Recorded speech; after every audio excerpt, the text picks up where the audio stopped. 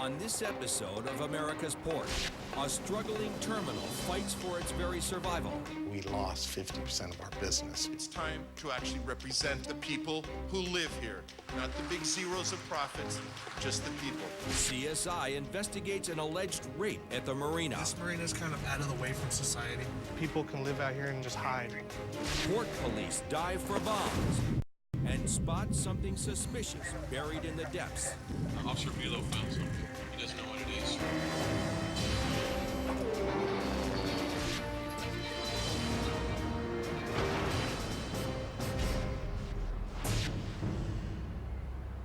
Dawn at the Port of Los Angeles, the gateway of international commerce. Massive freighters arrive around the clock, delivering products that will be shipped to stores all across the country. America's Port moves more containers than any port in the nation, over 4 million a year. 27 terminals work day and night to move cargo off ships and into the hands of consumers as fast as they can.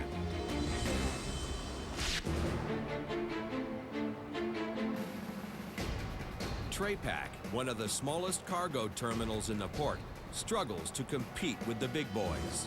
In order to market your terminal, you have to have the tools. How quick are you going to get that ship out of the port? And if we come back and say 4 days, they say too long. If we come back and say 2 days to 72 hours, they'll say fine. Flagship terminals such as APM have twice the real estate, longer docks, and higher cranes with greater reach. They can offload the biggest ships on the seas, nearly 20 containers wide. These larger terminals can move more cargo faster. And with a train right at the dock, products travel from ship to store with no delay. Traypac's smaller cranes can only handle ships up to 14 containers wide. And with no train, trucks must transport containers to a distant rail facility, which can add days to product delivery. We lost 50% of our business because of the lack of on-dock rail. Traypac has to turn around more of the smaller ships just to pay the bills. I know every week that we open our doors, we need $2 million, $250 per box. So if we're under 8,000 moves a week, I can't pay the rent. Same as your house. The day hasn't even started, and Traypac is already behind. Their ship is late. The MOL Endowment, she's nearly 1,000 feet long and loaded with over 2,000 containers. Stormy seas and 50-foot waves during the 9-day journey from Tokyo put her severely behind schedule. Port pilot Michael Rubino heads out to bring the ship safely to port. A port pilot is necessary because a captain may know the ocean, but a port pilot knows the harbor. That's MOL Endowment right there. Another minute or so, we'll be alongside. The port boat matches the ship's speed, fighting the choppy waters. Captain Rubino reaches for the slippery Jacob's Ladder. One slip, and Rubino could get crushed between the hulls or sucked under the ship.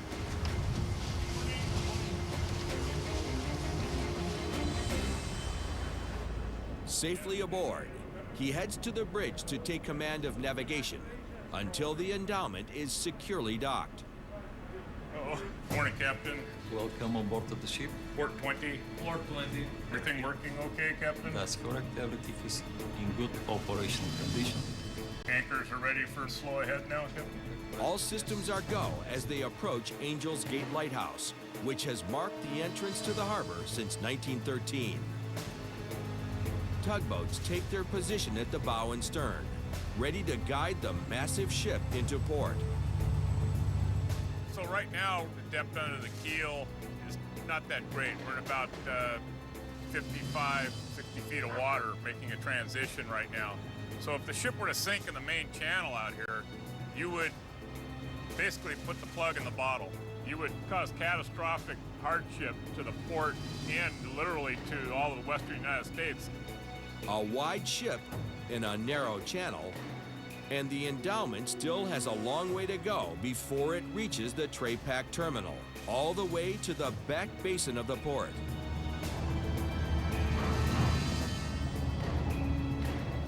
The sun's just now peeking up over the eastern horizon, and it's definitely a perk. You don't get this in a corner office. But even at this slow speed, things get intense in the blink of an eye. A freighter is docked directly ahead. The presence of a Yang Ming cargo ship forces Rubino to make an extremely tight turn. Starboard 20. Starboard 20. This is a pretty critical turn right here. Things starting to tighten up pretty good right here. This is where the tugs earn their keep. Scout, indirect, inline, staple to starboard. Scout, all fast, Roger Cap, slack line. These Harbor-class tugs are high-tech. 4,800 horsepower engines rotate blades under the hull like a helicopter, except these blades are vertical and submerged. They actually create lift, allowing the tug to virtually fly through the water while pushing or pulling over 50,000 tons with the ability to change direction almost instantly. So right now, this thing says I'm pulling about 19 tons. These large ships don't have brakes. We can't afford to have any failures. If we had a bow thruster failure, we'd have nothing to stop the ship from crashing into the dock forward.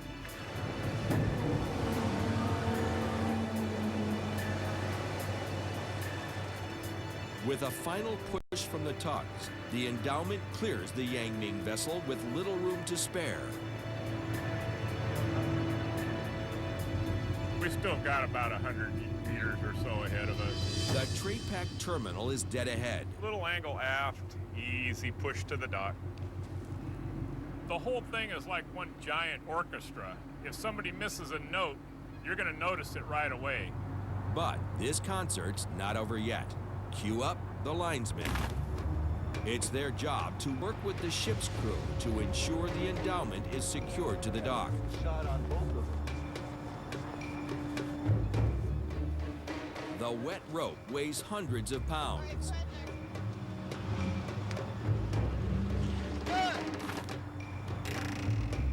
Slack!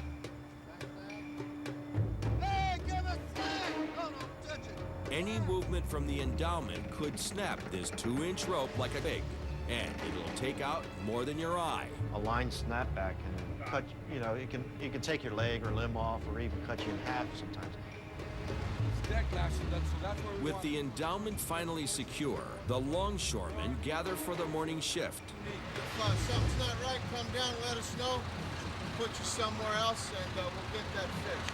Hey, work safe, huh? Everyone goes home like they showed up today, huh? Gangs of longshoremen called lashers board the ship to unlock the containers for offloading. Meanwhile, one of Tray Pack's best crane operators gets ready to rock and roll. My name's Bo Stepisevich. I'm a crane operator here at Tray Pack.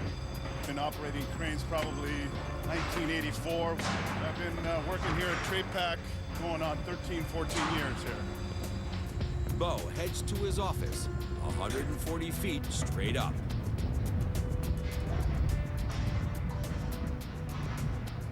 Bo is one of the best in the harbor, pure and simple. And not only does he have just the ability, but he has a phenomenal attitude.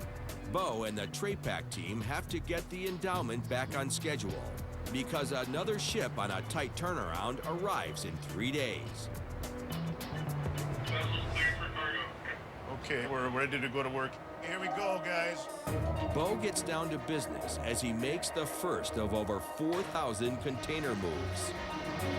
Every container going on or coming off counts as a move.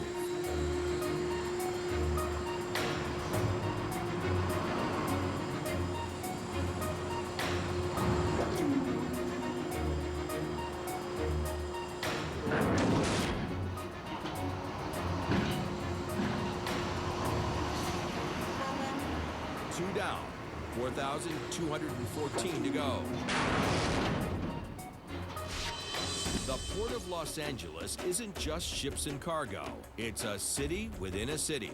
Like any community, it needs to be protected. And this is the jurisdiction of the Port of Los Angeles Police Squad. Detective Michael Bilo. I've been with Los Angeles Port Police for 2.5 years.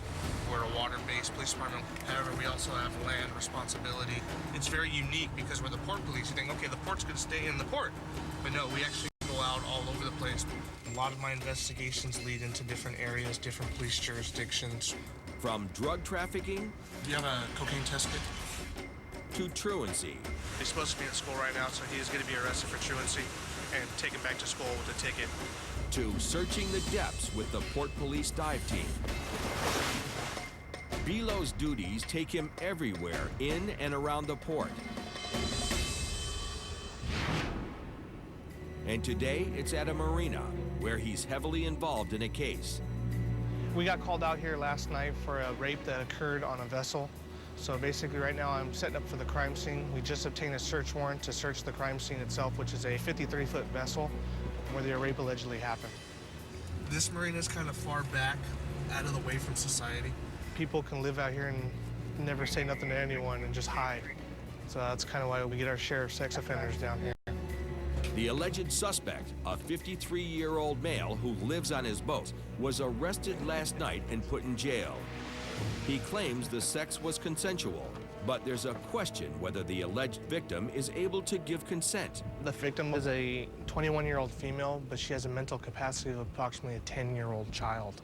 Jeffrey Lowe arrives from the LAPD's Scientific Investigation Division to look for and collect evidence. This is the criminalist from Los Angeles Police Department. Basically, he's going to come process a crime scene for any physical evidence that is both visible and not visible to the eye. He's equivalent to the popular CSI. Lowe heads down to the ship's cabin to investigate.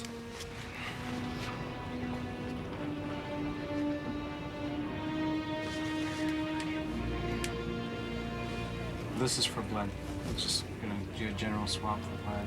During their investigation, Bilo finds something that could change the direction of this case. Childlike drawings depicting a cartoon man and woman holding hands with the name of the suspect and alleged victim. Okay, yeah, there's some drawings here.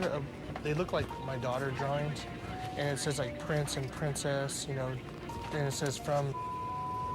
And it appears that she's drawing this stuff. This kind of corroborates his statement. It's pretty disturbing.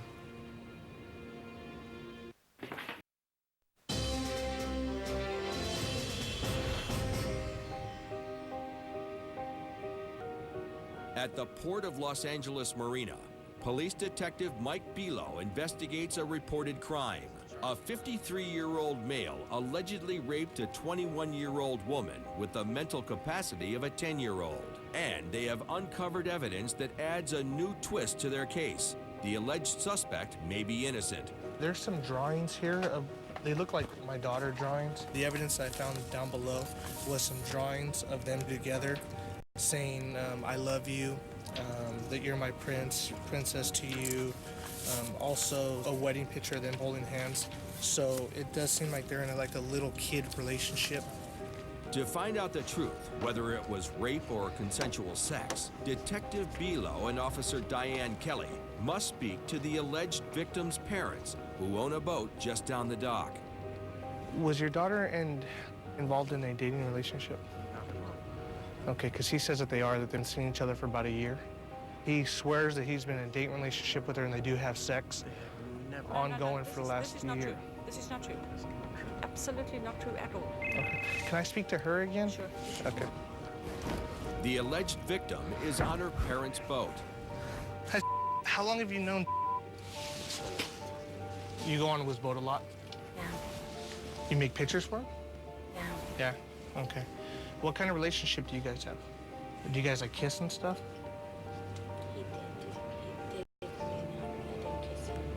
Okay. So it's okay if you guys kiss and all that other stuff. Boyfriends, girlfriends kiss all the time. But when they have sex with you against your will, that's a crime. We want to make sure that you're completely truthful. Okay, so nothing? The young woman changes her story. How many times have you had sex with him? You had sex just last night.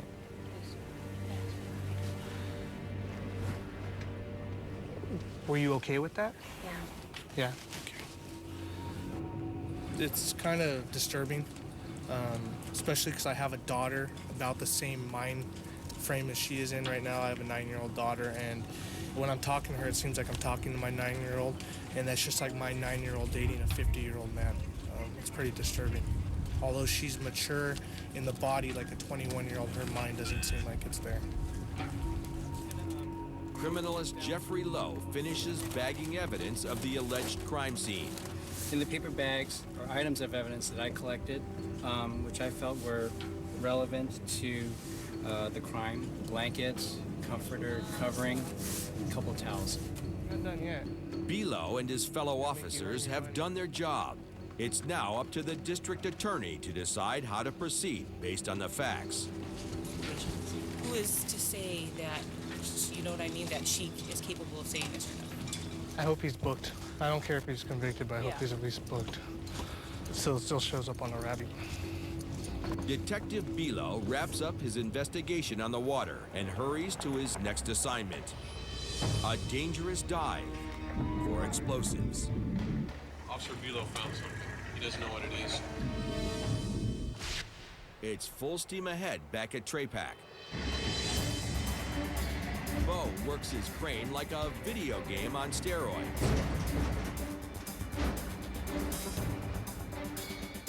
With the left joystick, he trolleys the crane over the ship. He toggles the hoist with his right hand to lower the 10-ton spreader beam over the container. Like this one I'm gonna grab now, I can see it's got 11 tons of cargo in it. Once sensors in the beam feel contact with each corner, the flippers lower and lock. Just with one swoop, pick up 11 tons, put it on a truck, and it's ready for delivery. As Bo grabs a can, Louis Cecina, a retired high school basketball coach, must keep alert to the thousands of pounds moving overhead. What I have to do here before I pass this first crane to look and see if the crane's not working over my head.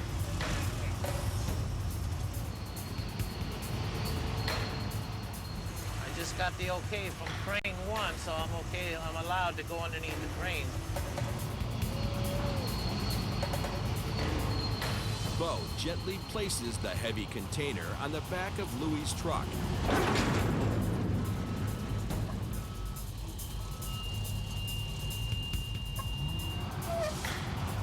He transports the container to the Trapac yard. Hauling such a heavy load is dangerous. Can't believe how much I stress safety. Because anything could happen down here. An accident on the waterfront is a very real concern for Trapac Vice President Frank Pisano. I'm looking out the window just saying, oh, okay, don't run anybody over. They just killed somebody yesterday in Oakland. An agent was walking through the terminal and a truck hit him. There's danger everywhere for workers on the waterfront. Nobody gets a little hurt down here, they get maimed or killed. Container comes down on you. That's a sad thing. Nothing's gonna help you. Yeah, my grandfather, he died down here in '93. That's one thing my grandma told me when I came down here, is make sure you're safe. She was kind of worried when I came down here. Despite the pressure, Bo wouldn't trade his job for the world. My dad was a crane operator, and as a young kid, I have memories growing up and having sitting on his lap and pulling on the handles, and I think that kind of always stuck with me, and now I'm kind of fulfilling a childhood dream of driving this big equipment. Really love my job. Not too many people say that they really love their job, and I do. I'm almost singing when I come to work. But Bo and Trapac will be singing a different tune if the endowment doesn't leave the port on schedule. After nearly an hour, Bo has moved 27 containers, 4,189 to go, and only 3 days to do it.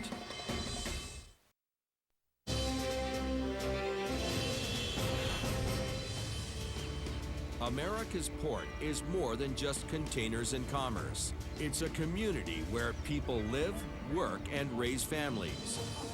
From Christmas parades to food drives. What are we at now? There's 24 right here. 24 so far in the back. There's always something interesting happening at the harbor. Today, the port hosts Habitat for Humanity. Hundreds of volunteers will help build new homes for 16 deserving families in the neighboring community of San Pedro, with the harbor as their view. Also at the event are Habitat's most celebrated volunteers, President Jimmy Carter and his wife Rosalind. With the arrival of such distinguished dignitaries, security is a priority, since many of the activities will be held right on the pier. The Port Police dive team, including Detective Bilo, must sweep the wharf for bombs. We're putting eyeballs up underneath this wharf as well as below the waterline, and we're looking for suspicious objects. Bilo does a last-minute check of his gear. Their mission? To check every inch of the pier for explosives.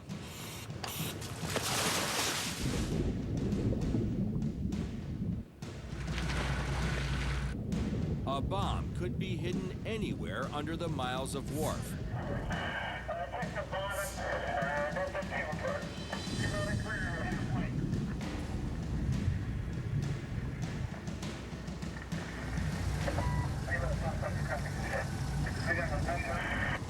Topside, Roger. And what's the status of the object? Officer Bilo found something. He doesn't know what it is. If an explosive is found, the entire wharf could be evacuated, and Habitat for Humanity construction will shut down.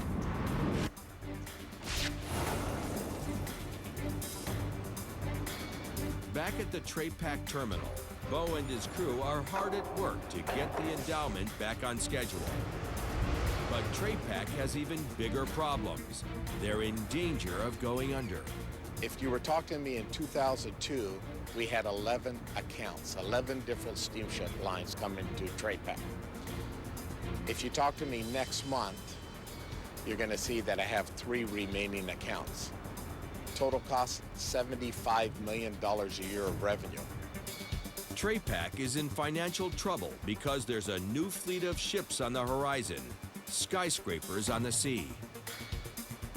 This new breed of ship is taller and wider, too massive for any of Trepac's smaller and older cranes to handle.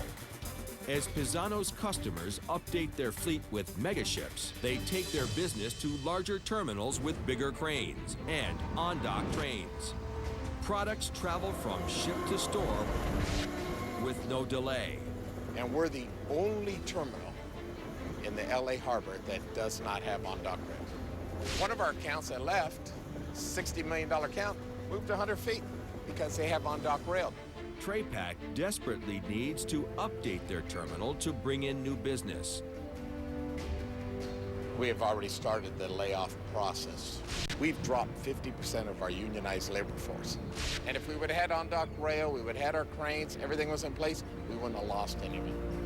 Only one thing stands in the way of a new and improved Trepac: pollution. Pisano must prove to the harbor's Board of Commissioners that any growth to his terminal will also reduce pollution. And no one's been able to do that in 10 years. Until now. Dr. Geraldine Natz.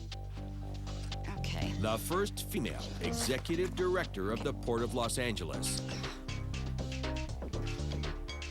Okay, guys, I will meet you over there. Engineer and environmentalist. It's her job to increase port productivity and decrease port pollution. It's really a big day. Today, she'll present a report to the Harbor Board that shows Trepac can expand their terminal and reduce pollution at the same time. Environmental measures include replacing their old trucks with a fleet that has clean burning engines. And the on-dock train will eliminate thousands of truck trips to distant rail facilities, drastically cutting pollution. But convincing the Harbor Board is not going to be easy. We've got to be able to get the board members to vote for it. I have members on the board that are really strong environmentalists. Our board chairman, David Freeman, he's called the Green Cowboy. Our board vice chairman, Geraldine Lopez Mendoza, works for Environmental Defense. To get people like this to vote yes, that this is a project that really greens a port facility is really going to be key. TRAPAC's future is in Dr. Natz's hands, literally, in an 8,000-page environmental report 2 years in the making. The Wilmington Community Center is packed with concerned citizens who live directly across from the TRAPAC terminal. I don't want our lungs to be the filters for port pollution.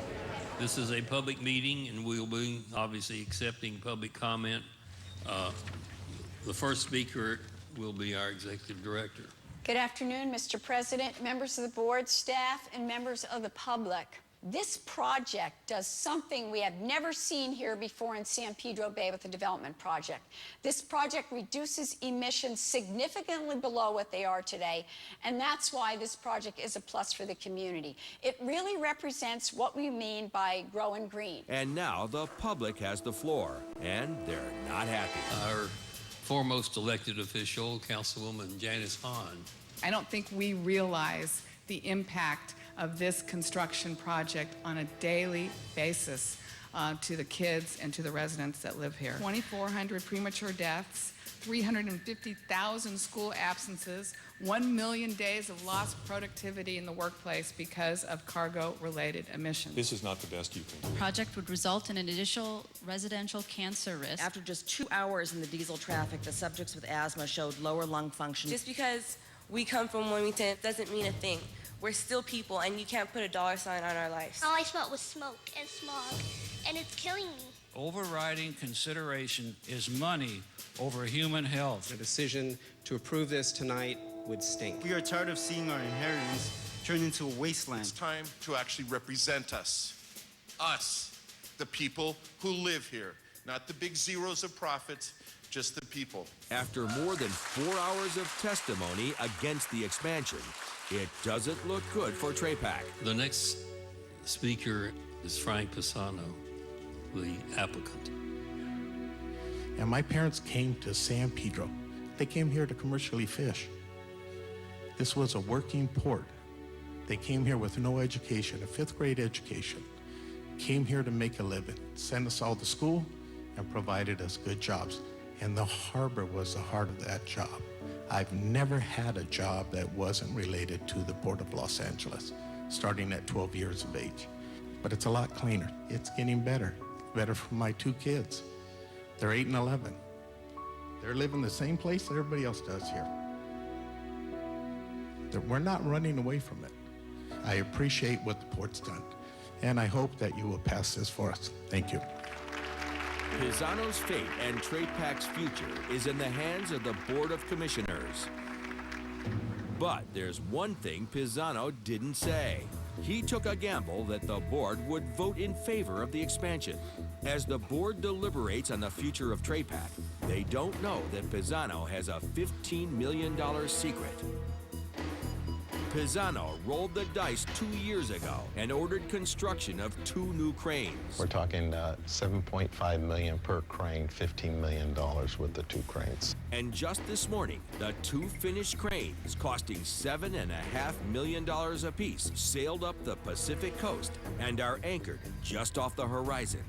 But the cranes can't enter the harbor or be installed at TRAPAC if the board votes no on the expansion. Pisano's $15 million gamble, the future of TRAPAC, is in the hands of the Harbor Board of Commissioners.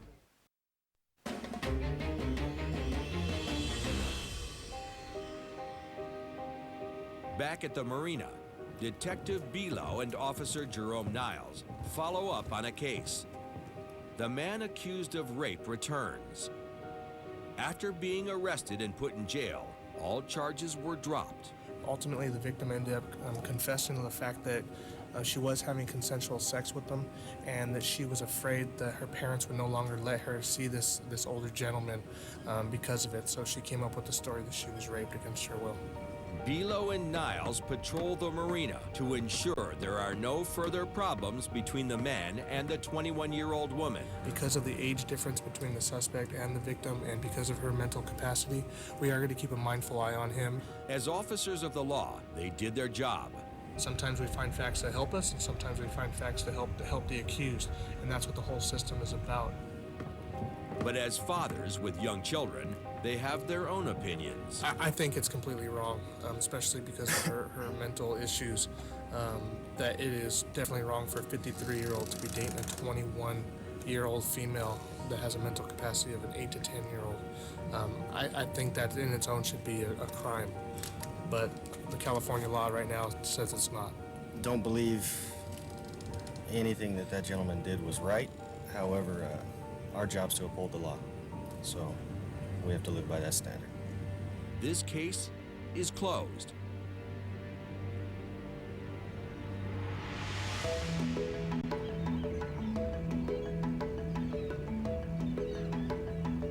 It's a new day at the port. At the popular Cabrillo Marina, Trepac crane operator Bo Stepisevich and his best buddy take advantage of their day off to do a little fishing. We're just about ready to go on my boat and do a little spearfishing along the breakwall here in the LA Harbor.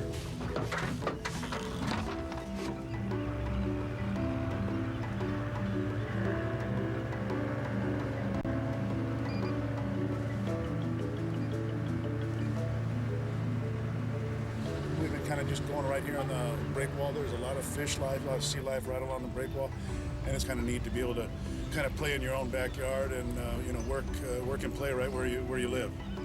Spearfishing is something I love to do. I love being out here on the water, and it's kind of neat to be able to do it, right here. I mean, I can see the top of the cranes, over my shoulder here. As Bo prepares to dive, he's unaware that just a few hundred yards away, there's trouble at Trepac. It's the Endowment's third and final day at the port. Crews have been offloading and loading around the clock to get back on schedule since her late arrival due to stormy seas. We're on the last shift of the MOL Endowment. We've got about 460 moves to go. I'm surprised he hasn't started it, though. The start of the shift is delayed. A seal under the forward hatch was damaged during the night shift. The hatch seal must be secured to protect the cargo below deck from water damage during sailing. So here's the problem. As you can see, this piece is broken loose and is turned at an angle, and it's not allowing the hatch to set down properly. The lid's about 37 tons. The containers on deck are about 3.5 tons each, so it's over the capacity of the crane. So this is the best way to do it, is just pull the containers off, fix it, put them back, and then move on. They're gonna need some help, and they're gonna need it now. They make a call to Bo. Yeah, I'm gonna check on that right now. Bo's day off is cut short. The fish can wait, but the Endowment has to sail today. Let's get going. All right. Bo pulls up anchor and speeds back to the Trepac terminal, where duty calls. The damaged hatch could have severe consequences. A crane driver like Bo, who could come up and do 40 to 50 containers per hour, might mean a ship sailing on time. So the crane drivers are so critical to the operation, because not only are they going to save this terminal, but they could save a steamship line. As soon as Bo arrives, he gets the lowdown on the damaged hatch. We gotta check out a lid, see if there's something on top of it. Okay. And Dwayne went up there to check it out right now.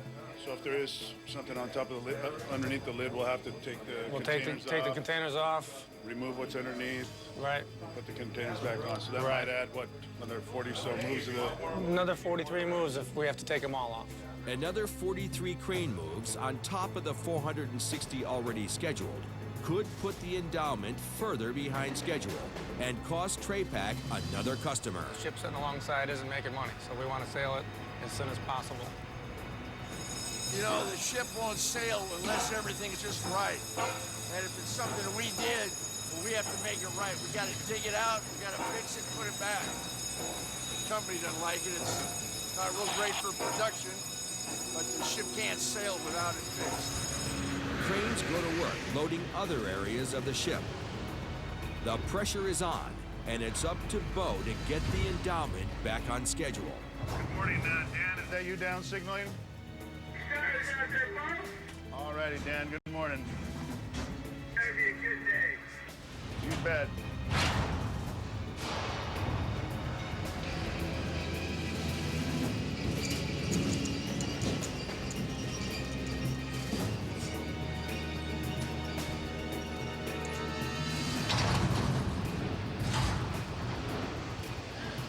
Been coming here every day for 2 years.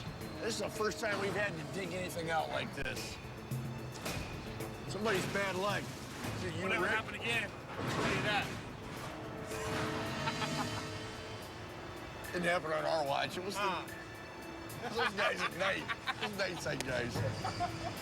Other cranes continue to load the ship as Bo removes containers from atop the damaged hatch. With the late start, it's after 2 p.m. when the last container sitting on the hatch is placed on the dock. The ship has to be reloaded and ready to go by 4 p.m. in less than 2 hours. Bo can finally remove the hatch.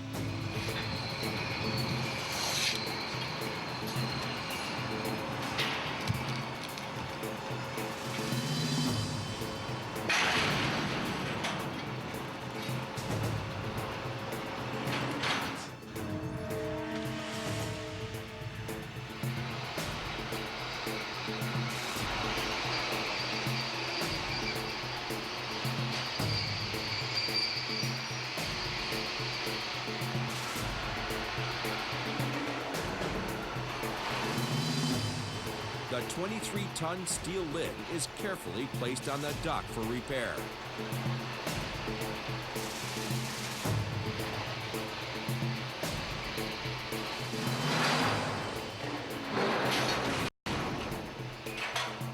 Just kind of a hurry up and wait game now. The endowment crew checks the entire hatch to make sure there is no other damage. Further damage on the hatch covers. We need to be sure that the hatch covers are properly closed to avoid any cargo damage and for the safety of the vessel and the crew. A crewman repairs the seal, and the hatch is ready to load. The hatch cover is ready to go back.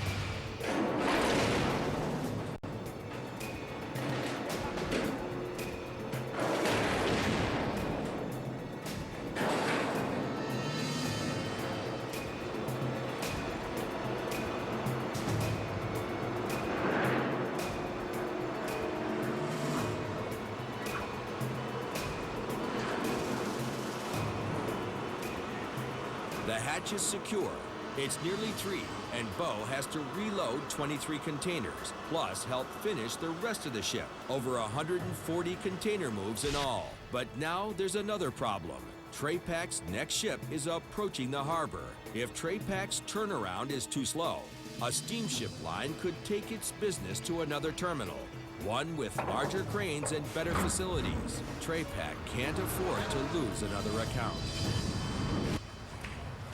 At the Habitat for Humanity media tent, the press conference with former President Jimmy Carter is delayed due to a possible bomb under a nearby wharf.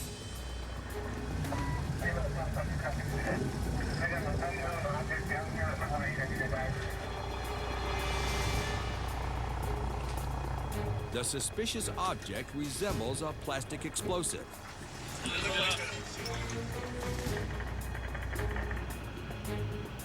But as the item is carefully examined, it turns out to be a false alarm. It turned out to be just been down there for some time with some rope on it. That's a big concern.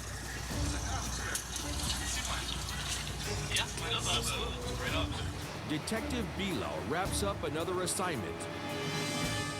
Now that the wharf is safe, the guest of honor is announced. It's my great honor to introduce Habitat's most famous volunteer and our former president, Nobel laureate, President Jimmy Carter. Thank you very much. Well, it's really good for me and my wife Rosen over to my right to come back to Los Angeles. I want to know what your impressions of the Port of Los Angeles are in San Pedro.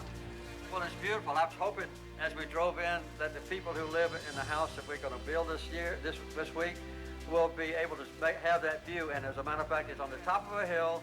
It's got one of the greatest views in the entire LA area. But this is a man of action, not words. Thank you all. We'll go back to work. Thank you. Volunteers have come from far and wide.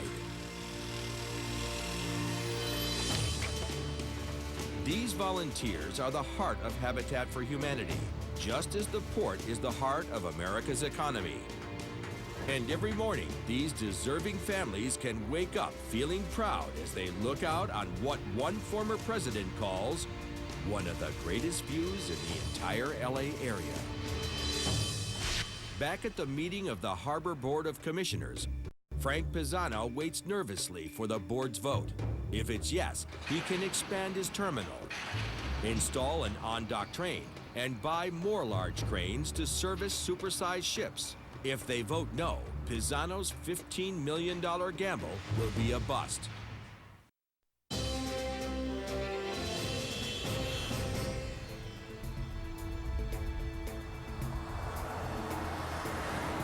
At a special meeting of the Harbor's Board of Commissioners, Frank Pisano needs a yes vote on his terminal expansion proposal.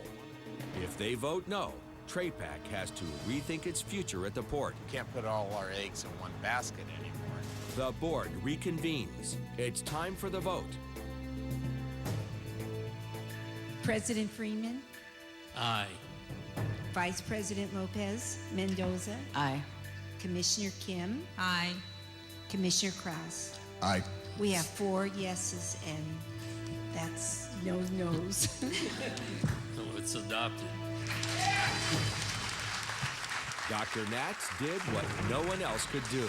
She created an expansion plan that both grows and greens the port. This is fabulous. TRAPAC can expand, and they'll be required to implement many environmental measures. We're going to have the cleanest terminal there is. But first things first, Bo and the gang have to finish the endowment by 4 p.m. It's after 3:30, and there are still 60 containers to go.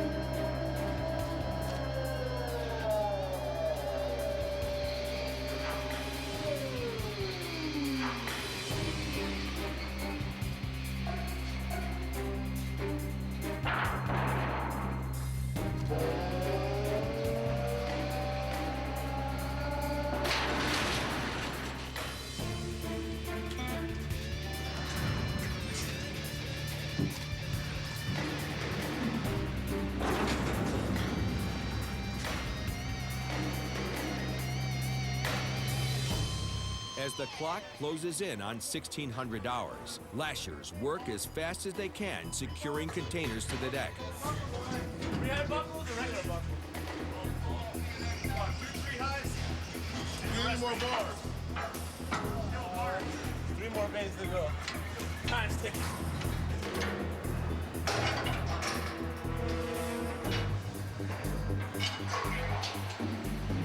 What's that, 2 more? Bo loads the last container.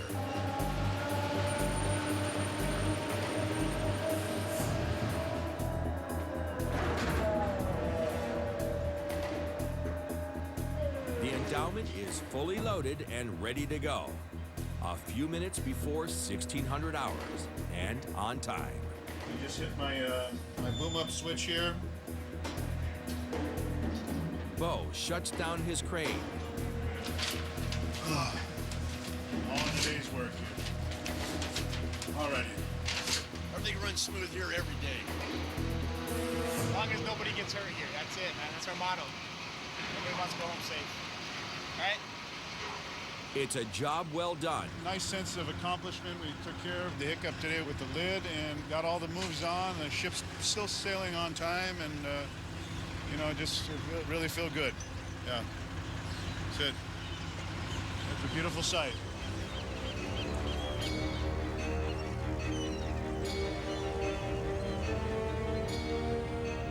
The ship prepares for departure right on schedule. The tugs take their position as the mist rolls in.